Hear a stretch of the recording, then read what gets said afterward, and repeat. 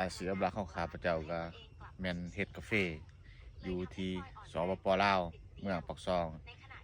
ปลูกกาแฟเป็นอาชีพการทำมาหากินของ